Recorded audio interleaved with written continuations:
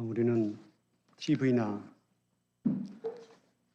인터넷상에서 교회에 관한 뉴스가 나오면 우리는 움츠러듭니다. 왜냐하면 교회의 아름답고 좋은 소식에는 침묵하지만 교회 안에 어떤 문제가 생기게 되면, 그리고 기독교인들에게 문제가 생기게 되면 TV나 인터넷상에 올라오기 때문입니다. 세상의 가운데서 교회는 지금 어두운 시간을 지나고 있습니다. 제가 신학을 하면서 일을 하러 다닐 때 같이 일하는 분들이 저에게 여러 가지 질문을 하죠.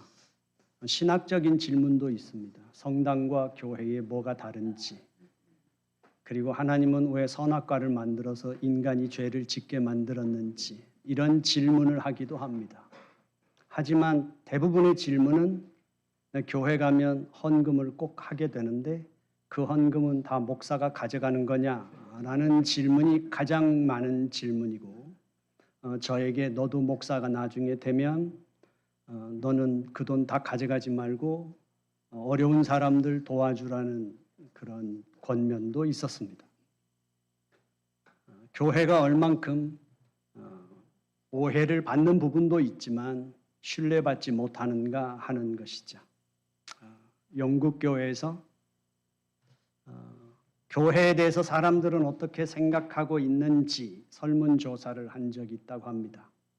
그래서 설문조사 질문 가운데 어떤 교회를 원하십니까? 라는 질문이 있었는데 그 질문에 사람들이 답변한 것을 보고 그 설문지를 작성한 사람들이 아주 놀랐다고 합니다.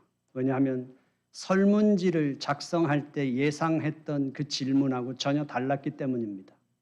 여러분들은 어떤 교회를 원하십니까?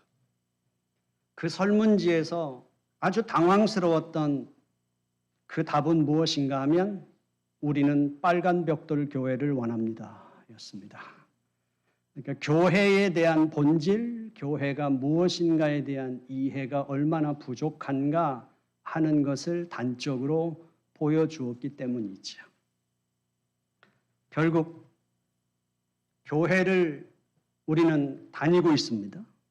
그리고 교회를 다니지 않는 사람들에게 교회 출석을 권유하거나 설득하거나 아니면 우리는 복음 전도를 하게 되죠. 그런데 결국 우리는 어떤 교회를 원할까요? 그리고 우리는 교회를 얼만큼 알고 있을까 하는 것이죠. 하나님은 우리를 교회로 부르십니다. 하나님은 우리를 교회라고 하십니다. 조사가 바뀌었을 뿐인데 의미는 아주 달라집니다. 하나님은 우리를 교회로 부르십니다 보다 더 교회의 정체를, 본질을 선명하게 드러내는 건 하나님은 우리를 교회라고 부르십니다.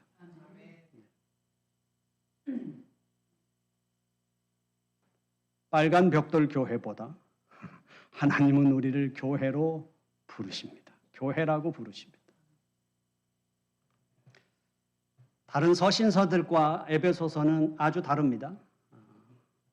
대표적으로 고린도 전후서나 갈라디아서, 고린도 전후서는 아직 이 세상의 가치관에서 벗어나지 못한 교회가 갖고 있는 인간의 문제, 신앙인들의 문제가 고린도서에 기록되어 있습니다. 서로 갈등하고 반목하고 그리고 분파가 이루어지고 갈라섭니다. 서로를 비교하고 차별하는 교회. 그 교회가 결국은 고린도 교회였습니다. 갈라디아 교회는 자신들의 세계관 속에서 빠져나오지 못한 담이 있는 교회였습니다. 율법과 유대인이라고 하는 그 담을 벗어나지 못한 교회를 향한 사도 바울의 신앙인의 길을 안내하는 서신입니다. 그러나 에베소서는 다릅니다. 문제 있는 현실 교회에 대한 답을 주는 서신이 아니라 하나님께서 계획하신 교회의 원형을 가르쳐주는 서신입니다. 그리고 사도 바울은 에베소서 1장에서 하나님의 원대한 그의 계획을 가르쳐주죠. 거기에서 가장 중요한 단어, 핵심 단어는 그리스도 안에서입니다. 그리스도 밖에 있던 우리들을 그리스도 안으로 부르신 하나님의 새 창조가 이루어졌다는 사실. 그래서 2장 1절에서는 이렇게 말하죠. 너희는 전에 죽었던 자들이다.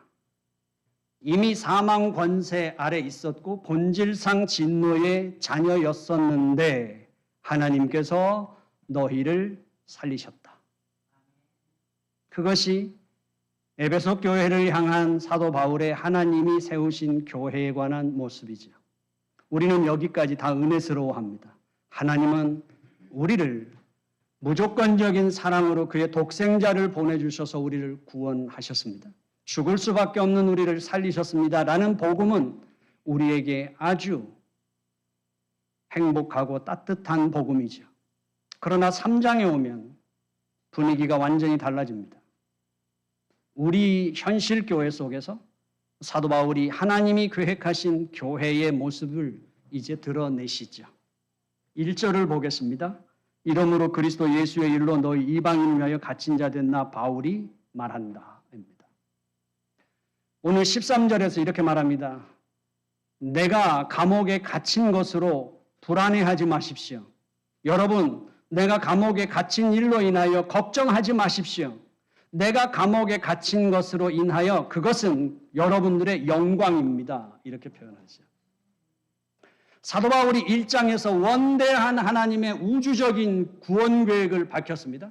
1장에서의 경륜이라는 건 인간이 상상할 수 없고 인간이 해석할 수 없고 인간이 이해할 수 없고 인간이 만들어낼 수 없는 인간 밖에서 행하시는 하나님의 일하심.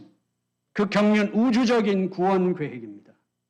그 우주적인 구원 계획을 설명하는데 그 영광스러운 구원 계획을 설명하면서 지금 바울은 어디에 있을까요? 로마 감옥에 갇혀 있습니다. 손과 발은 착고에 채워져 있고 그의 사역은 정지됐고 그가 지금까지 어렵게 고난과 핍박 속에서 뿌려놓았던 복음의 씨앗, 아직 어린아이 신앙을 가진 교회와 그리스도인들은 지금 두려워하고 있고 흔들리고 있습니다. 사탄은 공격이 이루어지고 있습니다. 이게 신앙인의 딜레마지야. 우리가 마음으로 믿어 입으로 시인하고 이렇게 예배를 드리지만 실제적으로 우리가 살아가고 있는 삶의 현실은 늘 팍팍하고 흔들리고 답답한 우리의 삶의 현실, 그것이 신앙인의 신음입니다. 우리가 갖고 있는 삶의 고통이죠. 바울은 지금 매여 있습니다. 갇혀 있습니다. 다른 사람들이 볼 때는 그는 지금 묶여 있고 정지된 시간, 감옥에 있습니다. 그리고 무기력한 실패의 시간처럼 보이는데 바울이 오늘 1절에서 이렇게 말하죠. 내가 그리스도의 일로, 그 그리스도의 일이 무엇인가 하면 이방인을 위하여, 너희를 위하여 나는 지금 갇혀 있다. 이렇게 고백하죠. 13절에서는 걱정하지 마십시오. 나의 갇힌 것은 여러분의 영광입니다. 우리가 신앙에서 가장 중요한 건 바로 이 해석의 능력입니다. 교회 안에 장로님이 계시고 안수집사님이 계시고 권사님들이 계십니다. 바로 권사님들과 안수집사님, 장로님들은 바로 이 세계에 있는 분들입니다. 대부분의 장로님과 안수집사님, 권사님들은 목회자가 어느 목회자가 강단에 와서 설교하든 다 들은 내용이에요. 별로 새로울 게 없습니다. 그래서 눈을 감고 가만히 계시죠. 은혜가 없는 게 아니라 이미 뛰어넘은 겁니다. 어디 세계로요? 바울이 이렇게 고백합니다. 나는 감옥에 갇혀 있어도 기쁩니다. 그리고 내가 죄인인 것도 좋습니다.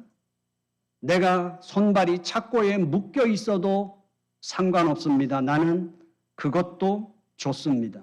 왜냐하면 하나님의 그 구원 계획이 드러나고 하나님의 그 경륜의 비밀이 나를 통해서 드러나기 때문에 나는 기쁩니다.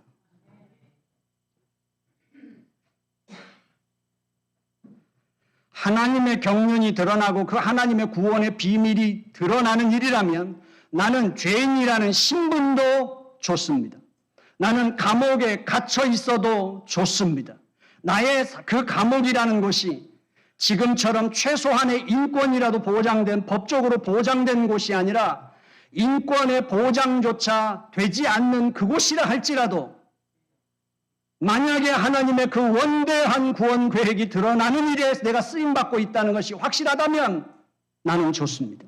그래서 그는 빌립보 교인들에게 말하는 겁니다. 나는 일체의 비결을 배웠습니다. 이 세상에 매이지 않고 하나님의 사람으로 존재하고 하나님의 부르심에 내가 응답하는 비결을 배웠습니다. 내게 능력 주시는 자 안에서 내가 모든 것이 가능하다는 걸 나는 배웠습니다. 바울의 고백입니다. 바울이 감옥에 갇혀 있어도 좋고 죄인의 신분이어도 좋았던 그 그리스도의 비밀이 뭘까요? 그는 에베소서 2장에서 11절부터 이렇게 말합니다. 11절에 그러므로 생각해 보십시오. 여러분은 그때의 육체로는 이방인이었고 손으로 육체에 행한 할례를 받은 무리라 칭하는 자들로부터 할례를 받지 않은 무리라고 칭함을 받던 자들이었습니다. 여러분들은 그랬습니다. 12절에 그때의 여러분은 그리스도 밖에 있었고 이스라엘 나라 밖의 사람이라 약속의 언약들에 대하여는 외인이었고 세상에서 소망이었고 하나님도 없던 사람들이었습니다. 13절에 이제는 전에 멀리 있던 너희가 그리스도 예수 안에서 그리스도의 피로 가까워졌습니다. 이것이 하나님의 경륜이라는 거예요. 육체로 이방인이었습니다. 이 육체로 이방인은 유대인들은 이방인을 동물 취급했어요. 인간 취급을 안 했지 않습니까? 로마 사람들은 로마 밖에 사는 사람들을 야만인이라고 불렀어요. 그렇게 차별이 심했었습니다. 그런데 하나님께서는 외인이었고 무할례자였고 그리고 하나님도 없는 자였고 언약 밖에 있는 자였음에도 불구하고 그리스도 밖에 있었던 그들을 이제 그리스도 안으로 부르셨습니다. 14절 말씀. 그는 우리의 화평이신지라 둘로 하나를 만드사 원수된 것 곧 중간에 막힌 담을 자기 육체로 허무셨습니다. 이제 이방인과 유대인의 그 둘을 하나로 만드신 것이 그리스도 안에 있는 비밀이라는 거예요. 이제 14절 말씀에서 분명하게 바울이 말한 게 그리스도 밖에 있는 사람은 이제 없습니다. 이 인류 안에 그리스도 밖에 있는 사람은 없습니다. 예수님의 그 십자가, 하나님의 그 구원의 경륜이 시작되고 구원의 역사가 이루어진 그 사건들이 바로 우리에게 가르쳐 주는 건 뭐냐면 이 세상에 그리스도 밖에 있는 사람은 이제 없습니다. 수천 년 동안 유대인들에게 하나님의 말씀은 유대인들만의 것이었습니다. 율법도 유대인들만의 것이었습니다. 하나님도 유대인만의 하나님이었습니다. 그리고 그들은 그것을 수천 년 동안 고수해왔고 그 담을 허물기를 원치 않았고 그것이 그들에게 하나님의 축복이었던 것이었죠. 그렇게 믿고 살았습니다. 그런데 유대인들의 사명이었던 그 담을 지키는 것이 예수 그리스도께서 그 담을 허무셨습니다. 15절 말씀에 법조문으로 된 계명의 율법을 폐하셨으니 이는 이 둘로 자기 안에서 한 새 사람을 지어 화평하게 하시고 한 새 사람을 이제 지으셨다. 하나님의 새 창조가 이루어졌다는 사실이죠. 그리고 16절에 또 십자가로 이 둘을 한 몸으로 하나님과 화목하게 하려 하심이라 원수된 것을 십자가로 소멸하시고 하나가 되게 하셨을 뿐만 아니라 한 몸으로 만드셔서 이제 분리가 불가능한, 서로 죽는 겁니다. 모두 다 죽는 거예요. 분리되면 죽습니다. 이제 유대인과 이방인이라는 구별도 없고 구별이 없으면 차별도 없는 것입니다. 17절에 또 오셔서 먼 데 있는 너희에게 평안을 전하시고 가까운 데 있는 자들에게 평안을 전하셨다. 이제 이 세상이 갖고 있는 구별과 차별과 그 모든 것으로부터 이제 자유로운 자에게 주어지는 그 평안, 무너지지 않는 삶의 토대, 무너지지 않는 존재의 토대가 그리스도 안에서 주어졌다는 거예요. 18절에 이는 그로 말미암아 우리 둘이 한 성령 안에서 아버지께 나아감을 얻게 하려 하심이라. 이제 하나님께 나아가는 자격을 모든 인류가 얻었습니다. 하나님을 예배하러 오는데 가재미 눈을 뜨고 쳐다볼 이유가 없는 거예요. 저 사람이 우리 교회 왜 왔지? 쳐다볼 자격을 가진 사람은 없고 여기 올 자격을 가진 모든 사람은 다 자격을 가진 거예요. 19절 말씀 결론입니다. 그러므로 이제부터 너희는 외인도 아니요 나그네도 아니요 오직 성도들과 동일한 시민이요 하나님의 가족이다. 권속이다. 이것이 바울이 깨달은 하나님의 경륜이었고 그가 이 세상에 매이지 않고 하나님 안에서 하나님의 그 부르심의 삶을 자유롭게 살아갈 수 있는 그것을 알게 된 해석이었습니다. 자기 삶에 대한 해석. 인간이 헤아릴 수 없고 인간이 상상할 수 없고 인간이 풀 수 없어 그래서 비밀입니다. 몇 사람만 알고 있고 나머지는 모르는 정보를 독점한 것이 비밀이 아니라 이것은 이 세상의 방식으로 이 세상에서 살아가는 모든 인간에게 아무리 쉽게 설명해도 아무리 논리적으로 설명해도 아무리 체계적으로 가르쳐줘도 이해할 수 없는 오직 하나님이 행하신 일이기에 비밀인 것입니다. 우리는 이 비밀을 이미 경험한 자들이요 이 비밀을 누리면서 살아가는 자들이라는 사실이죠. 바울이 지금 그렇기 때문에 나는 좋습니다. 이 세상에서 어떤 신분, 어떤 조건, 어떤 삶의 자리에 놓여도 나는 기쁩니다. 그리고 상관없습니다. 왜냐하면 그것이 나를 좌우할 수 없기 때문입니다. 나의 나됨은 오직 이 비밀에 있다는 사실을 알았기에 나는 어디에 있어도 좋습니다. 그리고 나는 내 삶이 흥분됩니다. 그리고 내 삶은 지금 기쁩니다. 이 경륜을 지금 3절 말씀에서는 곧 계시로 내게 비밀을 알게 하신 것은 내가 먼저 간단히 기록함과 같다. 그래서 바울이 이제 이것을 어디까지 끌고 가는지 한번 보십시오. 20절 말씀에 보면 바울이 사도들과 선지자들의 터 위에 여러분들이 서 있습니다 라는 거예요. 사도들과 선지자들의 터라는 건 구약이에요. 예수 그리스도의 십자가가 있기까지 그리고 난 다음에 내가 예수를 믿으면 하나님의 권속으로 그리스도 안에 들어오는 것이 아니라 이미 창세전에 하나님의 구원 계획이 있으셨고 이미 구약 시대에서도 여러분들은 이미 하나님의 그 구원의 경륜 속에 있었던 자들입니다. 이미 거기서부터 시작이 된 것입니다. 여러분들의 삶은 그 생명의 역사는 여러분들로부터 시작되지 않고 하나님의 창세전의 그 구원 계획부터 시작이 된 것입니다. 이제 21절에 보면 그의 안에서 건물마다 서로 연결하여 주 안에서 성전이 되어갑니다. 이제 그 모든 것들이 하나님께서 계획하시고 예수 그리스도께서 구속하시고 성령께서 인치시고 교회를 통하여 하나님께서 이루시는 그 구원의 퍼즐들이 맞춰가면서 우리는 지금 우리 속에 하나님이 거하실 처소가 되어가고 있다는 사실이죠. 하나님이 거하실 처소가 된다는 것. 하나님을 목격한 자는 죽었습니다. 거룩하신 그 하나님을 죄인된 인간은 나아갈 수도 없었고 볼 수도 없었고 그러나 그 하나님이 이제 내 안에 들어와 거하시는 처소가 그분의 처소가 됐다는 것. 그것은 이미 사도들과 선지자들의 터 위에 있습니다. 그러면서 22절 말씀에 이렇게 말합니다. 너희도 성령 안에서 하나님이 거하실 처소가 되기 위하여 그리스도 예수 안에서 함께 지어져 간다. 이것을 위해서 어떻게 합니까? 예수 그리스도께서 친히 모퉁이 돌이 되셨습니다. 여기서 친히 모퉁이 돌이 되셨다는 것이 누구를 위하여서인가요? 친히 모퉁이 돌이 되셨는데 누구를 위하여? 그리스도 밖에 있던 이방인들을 위하여 부르셔서 이제는 함께 성전이 되어가게 하셨다는 것이죠. 함께입니다. 서로 연결돼요. 그래서 22절에서 함께 지어져 간다는 것, 이것이 교회의 능력이라는 거죠. 영광입니다. 신앙은 나 혼자 열심히 성경 보고 나 열심히 기도하고 내가 열심히 나를 지키면 신앙이 자라고 좋은 신앙인이 되는 게 아니라 우리는 함께 자라는 것입니다. 교회가 함께 자라는 것입니다.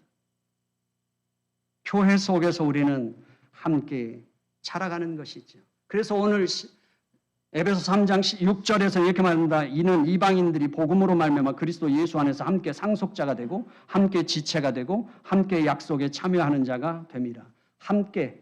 함께입니다. 함께 상속자가 되고 함께 지체가 되고 함께 약속에 참여하는 자가 될 것입니다. 함께 우리는 상속자가 이미 되었습니다. 그리스도 안에서 우리는 이미 함께 공동의 상속자가 되었습니다.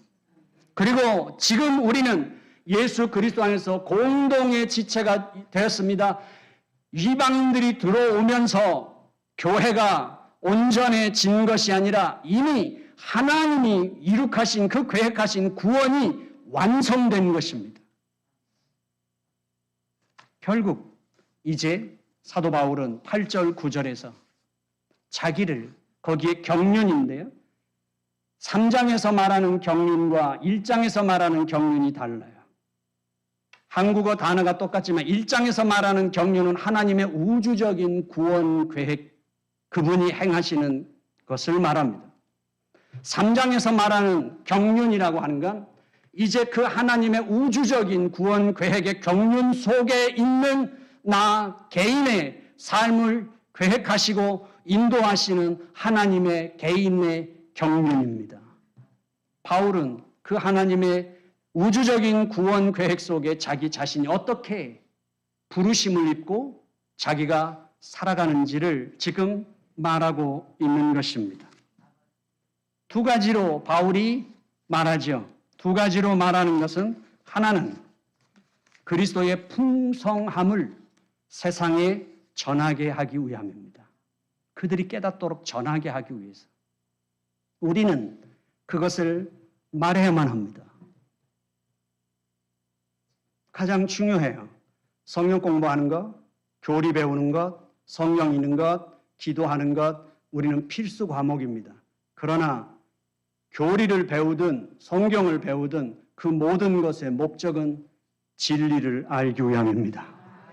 그리고 진리를 행하기 위함입니다. 우리는 이걸 말해야 합니다. 여러분들의 삶 속에 여러분들이 존재하는 모든 순간순간들을 여러분들은 어떻게 해석해내고 있느냐 하는 거예요. 교회 와서 설거지하면서 남편 복 없는 년은 교회 와서까지 물에다 구정물에 손 담그는 이 말을 하는 사람은 아직 눈이 안 열린 사람이죠. 그죠? 아침마다 눈을 뜨고 일하면서 남편 복 없는 년은 자식 복도 없어 이러면서 운전하고 가면서 혼자 중얼중얼 하면서 매일같이 일하러 가는 사람하고 하루아침에 살아가는 모든 삶이 다 비슷하게 살아가지만 하나님이 주신 그 구원 계획 속에 하나님이 이루어 가시는 그 시간 속에 내가 있음을 알고 살아가는 사람하고 다르잖아요. 여러분은 여러분들을 어떻게 해석하냐 하는 거예요. 교회 안에 어른이 있다는 것만큼 복된 것이 없어요. 집안에도 그렇지만. 바로 이것 때문에 그렇잖아요. 교회는 돈으로 세워지지 않습니다. 교회는 젊은 사람들의 열심과 활동으로 교회가 사라지는 게 아니에요. 하나님의 이 경륜을 깨닫고 드러내는 사람이 있는 교회가 복된 교회인 줄로 믿습니다. 우리가 해야 하는 일은 바로 그것입니다. 이 세상에 사람이 사는 곳에 문제없는 교회가 어디 있겠어요? 어려움 없는 일이 어디 있겠어요? 단지 이 하나님의 비밀의 경륜을 밝혀내고 드러내는 사람이 있으면 우리는 신앙으로 전진하게 될 것입니다. 우리에겐 이것을 풀 수 있느냐 없느냐의 차이일 뿐이에요. 결국 우리는 이 비밀을 갖고 있습니다. 우리 길벗 교회 함께 상속자가 되고 함께 지체가 되었습니다. 그리고 함께 우리는 약속에 참여하게 될 것입니다. 그러나 우리의 결심이 어떠하든 우리의 진심이 어떠하든 쉽지 않습니다. 결코 쉽지 않습니다. 어느 목사님이 주일날마다 미국 교회 목사님이 주일날마다 학생들을 교회 버스로 태우고 왔다고 합니다. 이제 지역을 돌면서 버스 태웠는데 그 버스 안에서 이제 백인 아이들과 흑인 아이들이 언제나 갈라졌고 서로 다툼도 일어나고 화합이 안 돼서 목사님이 백인 아이들에게 이렇게 질문했다고 합니다. 너의 피부색은 무슨 색이냐고. 그랬더니 그 아이들이 하얀색이라고 그랬대요. 그래서 목사님이 계속 질문했대요. 진짜? 네 머리는, 네 모든 몸은 다 하얀색이야? 아이들이 이제 주저주저하기 시작하다가 그렇지 않다고. 그래서 목사님이 답을 준 건 이거였습니다. 네 피부는 회색이야. 그리고 흑인 아이들한테 물어봤답니다. 너희들 피부색은 어떤 색이야? 까만색이야. 진짜? 그렇게 계속 질문했대요. 그랬더니 다 아니고 이제 피부톤이 몸마다 다른 그것을 설명하니까 목사님이 이렇게 말했대요. 너도 피부가 회색이야. 그리고 목사님이 큰 소리로 이렇게 말씀하셨답니다. 우리는 모두 다 회색이야. 알았지? 그리고 아이들한테 이제 다시 물었더니 양쪽에서 다 회색이라고 이야기했다는 거죠. 그 다음 주에 동일하게 이제 아이들을 다시 픽업하는데 이제 출발해서 가는데 뭔가 두목 비슷한 아이가 벌떡 일어나더니 백인 아이가 여기 덜 회색인 놈들 이쪽으로 와.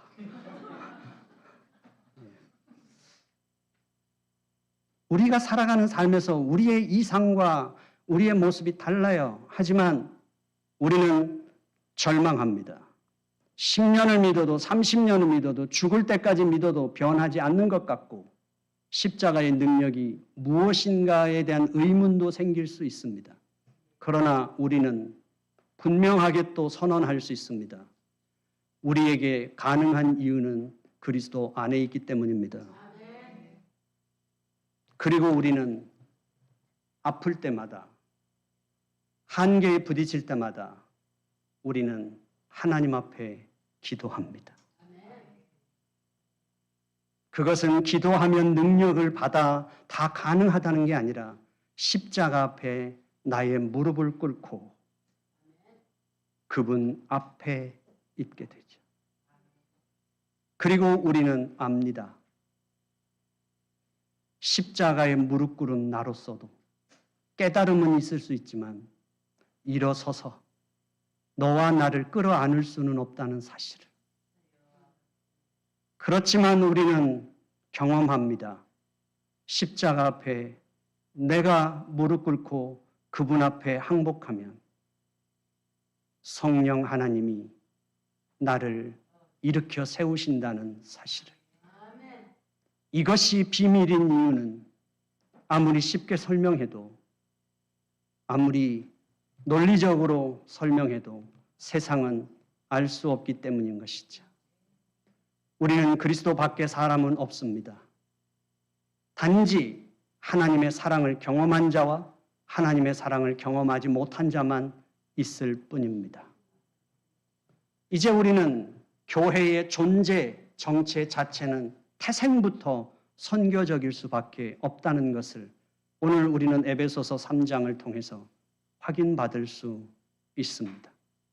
교회가 우리보다 못하고 아직 그리스도를 모르는 열악한 환경에 있는 사람들에게 선교비를 보내고 선교사를 파송하기 이전에 하나님이 원하시는 선교적인 교회는 우리의 담을 허물 수 있는 교회입니다. 우리의 담을 허물고 그리스도 안에서 우리의 우리 된 것을 경험하는 교회, 그 교회가 선교적인 교회라고 저는 생각합니다. 하나님의 영이 충만한 교회의 모습일 것입니다. 이곳에서 사람의 한계를 뛰어넘고 하나님의 말씀과 은혜로 우리 모두 한 가족으로 나아갈 수 있는 교회, 그 길벗 교회가 세상을 향해서 복음을 전할 수 있는 교회라고 확신합니다. 기도하겠습니다. 하나님 아버지, 주님 앞에 왔습니다. 그리고 하나님이 세우신 교회를 봅니다. 아버지 하나님, 우리는 우리의 모습 속에 우리의 기대와 상상의 교회를 채울 수 없을 것 같은 낙심과 절망의 순간들이 있지만, 그러나 아버지 하나님, 인간의 그 고집과 아집과 오만과 교만 속에서도 아직 참고 기다리시는 하나님, 그 은혜가 있기에 세상이 있고 교회가 있는 줄로 믿습니다. 아버지 하나님, 그 은혜를 우리로 하여금 보게 하시고 누릴 수 있게 하여 주시옵소서. 예수님의 이름으로 기도드려 싸움나이다. 아멘.